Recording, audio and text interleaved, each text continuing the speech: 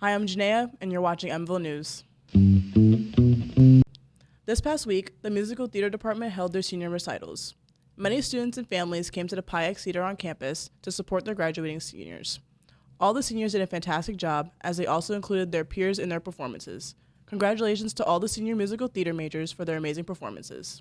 The last day to catch the birds was today. An adaptation of a Greek play, updated by Professor Vinny Mraz, had been doing performances since previous Thursday. The show, about two Greek citizens forming a city with easily influenced birds, was a fun comedy and garnered great reviews from the audience.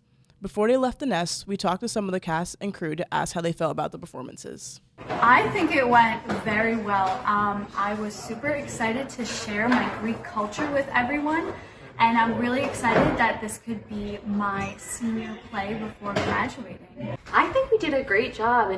It was a really funny show, and we all had great energy, and it was such a great cast to work with, and it was such a collaborative effort from Vinny and everyone that worked on the show that it was great, and I think everyone loved it. I think it went pretty good. I had a fun time. It's always fun just doing some random silly things. Like I was a sexy priest in one scene. Good stuff. On Wednesday, March 15th, from 2 to 4, Manhattanville hosted their graduate fair in the West Room. This was an opportunity for seniors to get their cap and gown, view cords and class rings, as well as graduate school options. The Center for Career Development also made an appearance to check in to see where seniors were with their graduate school applications and postgraduate jobs, as well as advertise services such as looking over resumes. If you missed the grad fair, cap and gowns will be available in the village store until the day of commencement. Don't forget to RSVP to commencement and check your emails for important updates. We got some news about the upcoming festival we all love, Quad Jam. Quad Jam is happening on Saturday, April 22nd. Details are still to follow, so stay tuned for more updates. On Tuesday, March 21st, the President's office made a huge announcement regarding the rules and regulations that will come to Manhattanville College in the future. It was announced that as of May 11th, 2023, the COVID-19 vaccine will no longer be mandatory for students attending Manhattanville. The President's office also stated that even though the vaccines will no longer be mandatory, some programs off campus may require it. Here to talk about Women's History Month, we actually have a special guest. Would you like to introduce yourself? Yes. My name is Bailey Murphy. I'm the current president of the Women's Empowerment Club on campus. And within my role, I do a lot of things like event planning, student engagement, and collaborations with different departments on campus. Can you just tell us a little bit more about Women's History Month and what it means to you? Yeah. So I think for me, it's really about the global recognition of the accomplishments of women and kind of making sure that they feel representative in different spaces, whether it be academic, the workforce, healthcare. I think a lot of these different contexts where women can go kind of underappreciated and really just kind of celebrating a lot of the exciting things that have been accomplished by women. Can you just tell us a little bit about the Women's Empowerment Club in general? Yeah, so we serve as a really kind of safe and connected space on campus for all students, really focused on creating activists of today and kind of seeing what we can do to kind of challenge a lot of these issues happening in the campus itself and also beyond the walls of Manhattanville. Now, could you just give us a recap of any events that you guys held on campus? I know I've seen a lot of flyers. Yeah, so we've had a really busy month thus far. This past week, we have partnered with the Clark Center for Midnight Run. We're doing a Know Your Reproductive Rights event coming this Monday. We'll also have a Redefining Feminism roundtable that we're hosting in addition to a Planned Parenthood fundraiser. We're also doing some partnerings with the Writing Center for poetry reading events. So even though March will be over, we are not quite done celebrating yet. So where can we find any information for future events or anything else you guys are holding? So our Instagram is a really good place to kind of keep up with all of the exciting things happening on campus. We also meet bi-weekly on Wednesdays in Founders Lounge from 3 to 4. And you're welcome to kind of come right up to any of our officers on campus and just kind of ask about different ways you can get involved. Right, Bailey, thank you so much. Thank you for your time. That's all for the news desk today. Up next is Sports with Shiel, but first, today's installment of Question of the Day. Hey, what's up, guys? It's Sean, and today's question of the day is, what's your go-to meal on campus? What's your go-to meal? Walter's Wraps, of course. Yes. Probably one of Lily's omelets and maybe like orange juice and yeah. Gotta love the OJ. What's your go-to meal? A quesadilla. Yum. What's your go-to meal on campus? First of all, shout out my guy Walter from the pub and the calf, but I'd have to say a turkey burger or a bowl. Nice. And what's your go-to meal? I probably gotta say quesadilla with a side of extra chicho sauce. No, I'm just joking. I'm joking. I hate spicy food. Awesome.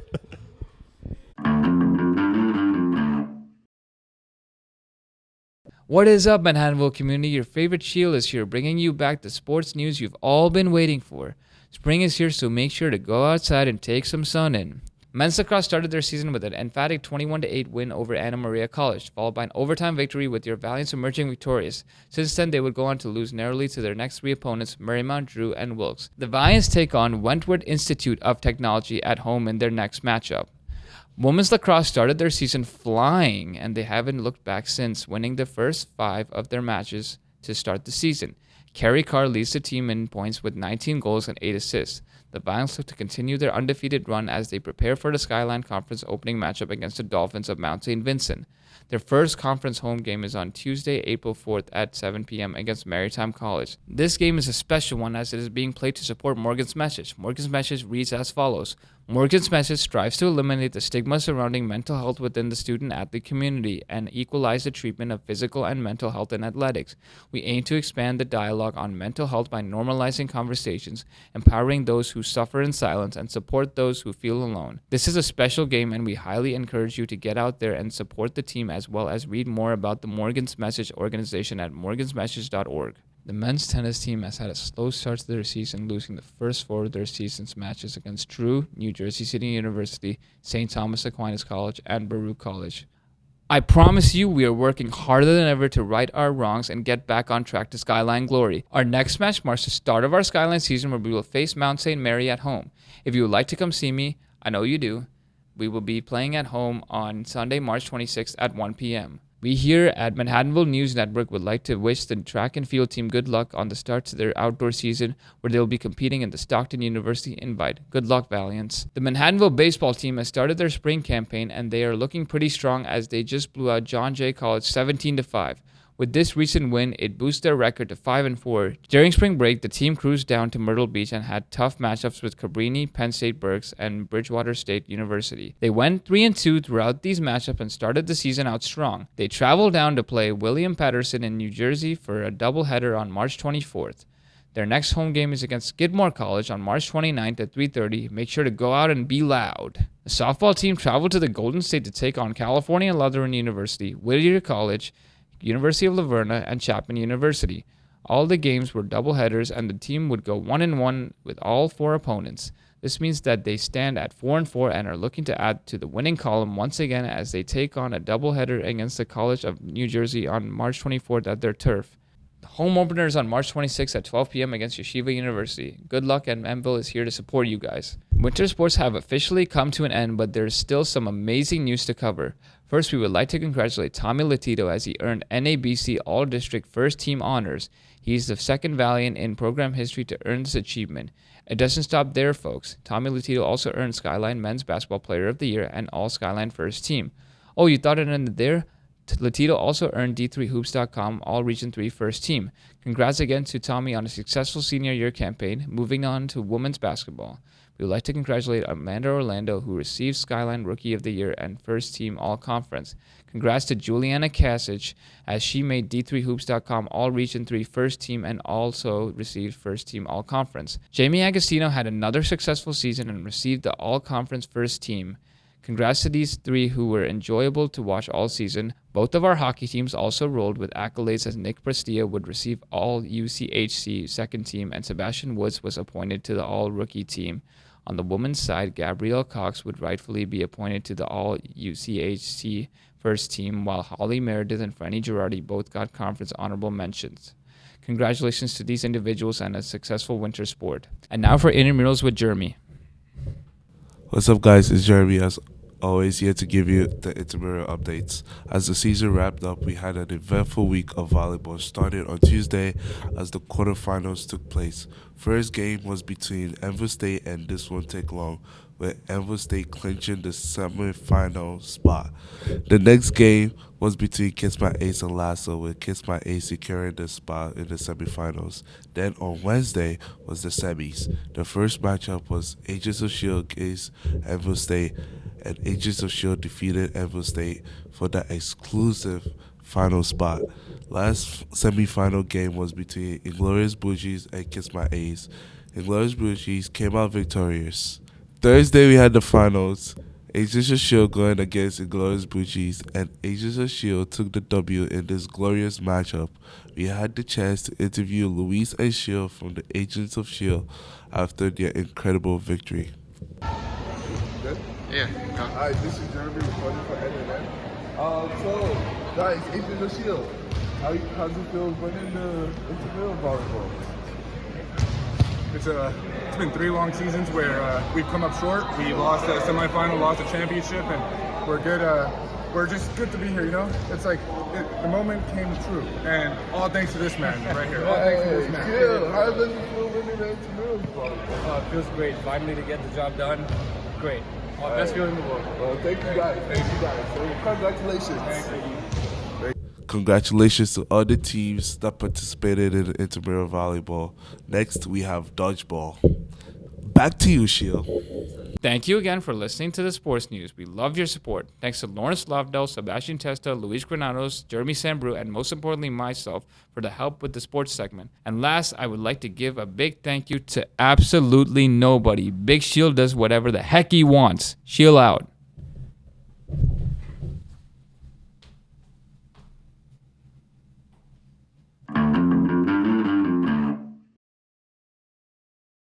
What's your go-to meal on campus? A crispy chicken wrap with no cheese and some French fries inside. Delicious. What's your go-to meal on campus? Norma's eggs and the potatoes. Very nice. What's your go-to meal? I really enjoyed the chicken nuggets with hot sauce and mayo and white pizza. Nice. That's a good combination. Craig, what's your go-to meal of the day? So my go-to meal of the day in the pub is the chicken finger wrap with the chicho sauce. Yes, extra chicho. Oh yeah, Walter's Chicho. We love it. On March 3rd, the Chief Diversity Officer and Vice President of Student Affairs, Cindy Porter, sent an email out to the student body of Manhattanville College regarding the uptick in bias incident reports regarding the transgender community. The general message of this email was, yes, trans students are being targeted here on Manhattanville campus. And what are we going to do about it? We're going to ask students to go to trans-inclusive events and file more bias incident reports if they see something bad. We reached out to some members of the administration to see if we could get a more thorough response, but all of them ignored our emails. So instead, we sat down with some trans activist students to talk about their experiences here on Manhattanville campus and talk about some ways we could improve the problems.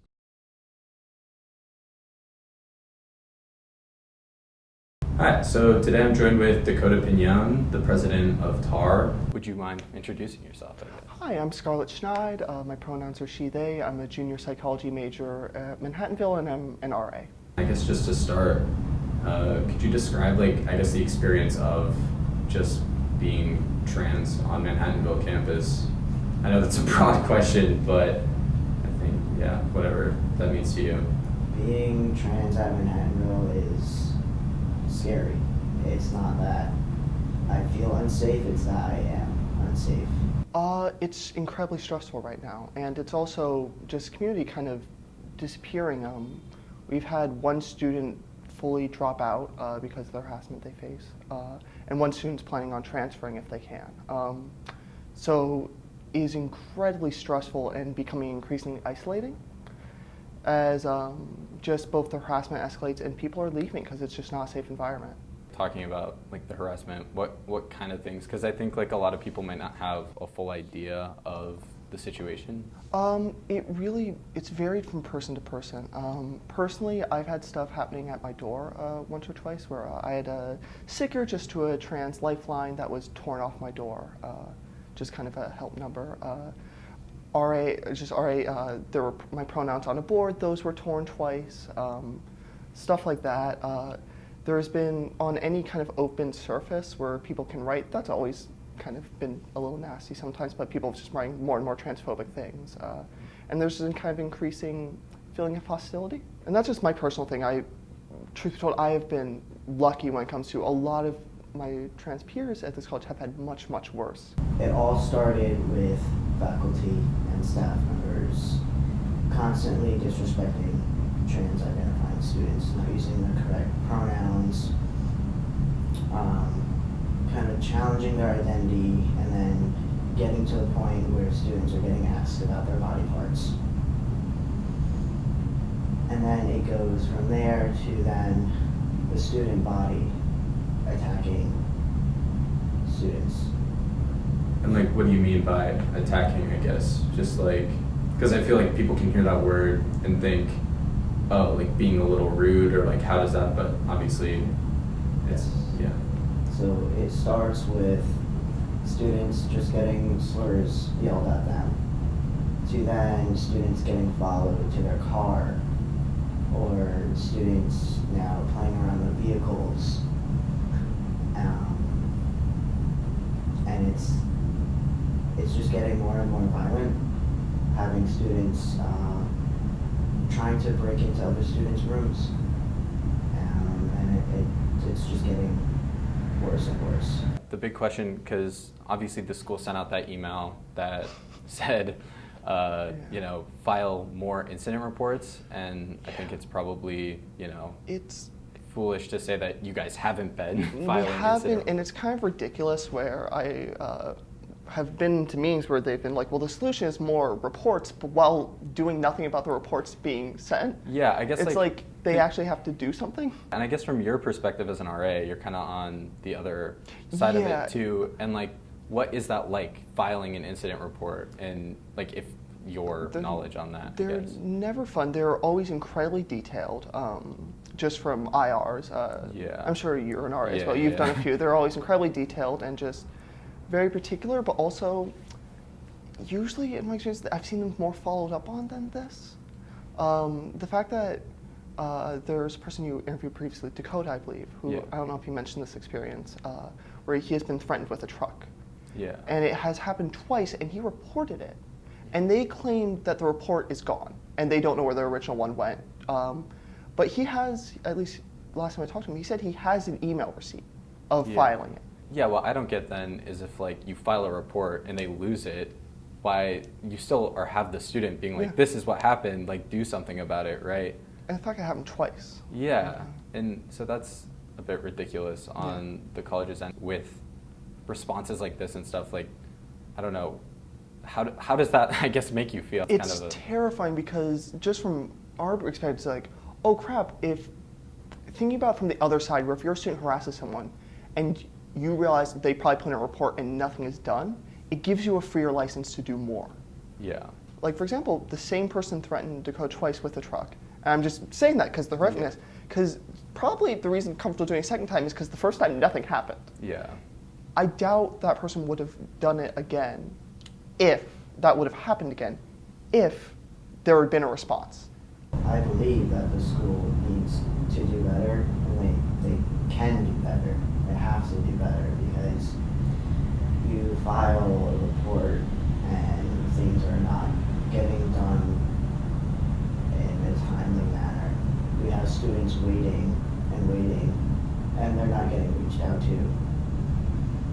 So it feels like even though they say we're working on it, at the same time they're saying we don't know what to do. So then they're making those students who fill out those reports wait. So then those students are thinking, is it even worth filling out a report? Because then it goes from those students thinking that to students actually leaving Manhattanville because they are not safe. I've heard there are some cool events coming up. Would you like to talk about those, plug those? Yes. So next week, starting March 27th, we have Women's Empowerment holding a panel discussion on redefining feminism held in CFI. There are flyers around campus, and there will be email blasts about this. But Tuesday, we are having a community-based discussion here in Berman in looking at how we can solve these issues as a student body. What are the issues that are happening here at Manhattanville against the trans population, and then how might we resolve them? Wednesday, we are having a brunch and picture gala of highlighting trans students and their accomplishments and what makes them feel euphoric, and we're having a discussion about euphoria. On Thursday, we're having a film screening of Changing the Game, highlighting trans athletes. And then on Friday, March 31st, which is the actual day of transgender visibility, we are holding a open mic highlighting trans artists. This is all being held in CFI. And at 7 o'clock, there will be a social justice speaker series held by the Clark Center from the person coming is a transgender activist, and he's going to be talking about some really important topics. The theme is experiences of gender euphoria, which are a very big deal in the trans community. Dakota probably went over the events much more detailed than I can remember off the top of my head. So just kind of the theme of gender euphoria. Gender euphoria is when a trans person feels like the gender they identify as, and it is in a literal euphoric sense. Mm-hmm. So focusing on that, just the positive parts of being trans, that experience that is very strongly ours, if that makes sense, is something I'm excited about. We have food, and non-Charwell food. I don't know why I whispered that. Charwell, Charwell had to get someone in the position to snipe her if we talked too badly about them, Yeah. I'd like to thank Dakota and Scarlet for coming on the show. Manhattanville College needs to do better on this front. We can't brag about being a diverse community if members of this community don't feel safe and welcomed. If you want to hear more of my conversations with Dakota and Scarlet, go check out our YouTube channel, where we'll be posting a longer form version of the interview. Thanks for watching, everyone. Be sure to like the episode, share with your friends, and follow us on YouTube, Instagram, and TikTok.